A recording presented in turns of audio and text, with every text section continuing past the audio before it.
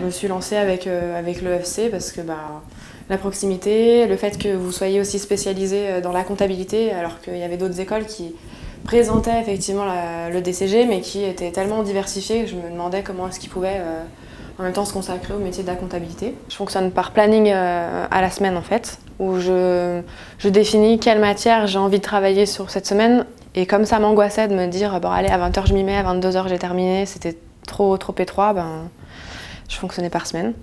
Et ça marchait bien au final parce que j'ai réussi à couvrir le programme sur l'année, des fois en mettant des petits coups de boost par exemple, en passant un week-end entier à faire que ça.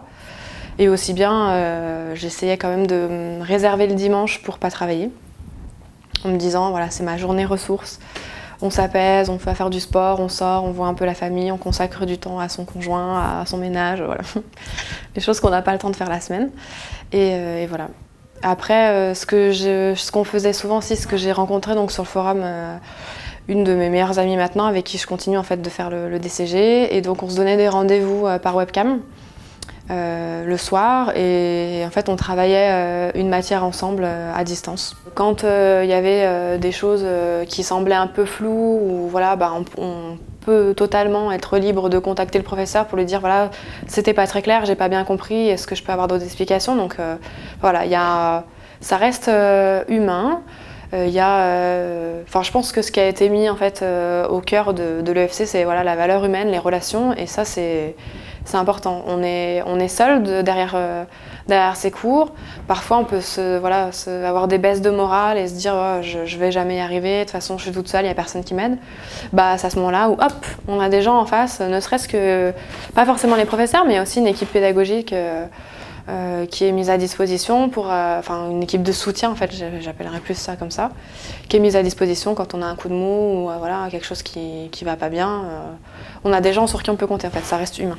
J'appelais souvent, c'est vrai que je préférais par téléphone parce qu'en fin de compte, par rapport à une réponse qu'on a, hop, on peut rebondir sur une autre question qu'on avait peut-être oubliée. Et puis sinon, j'utilisais aussi le forum.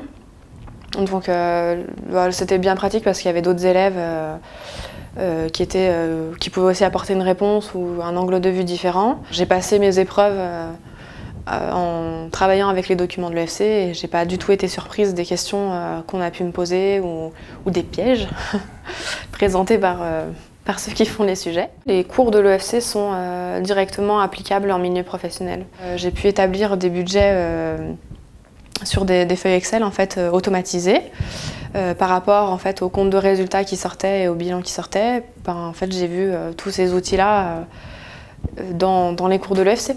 Et ça m'a permis d'analyser ce que je voyais, on va dire concrètement. J'ai pu coller des mots dessus parce que j'avais lu ça dans les cours. Mon avenir professionnel avec mon DCG bientôt en poche et puis le travail que j'ai effectué avec l'ESC, je le vois plutôt de manière sereine. Je me dis que de toute façon, toutes les connaissances que j'ai acquises pendant mes études de par correspondance, je sais que je vais pouvoir les utiliser et puis qu'elles sont solides, que voilà, à travers tout ce que j'ai pu lire et apprendre, c'est des compétences véritables en fait, que j'ai à la sortie. Donc je me fais pas de soucis pour mon avenir. Une fois le DCG en poche, normalement il n'y a pas de problème.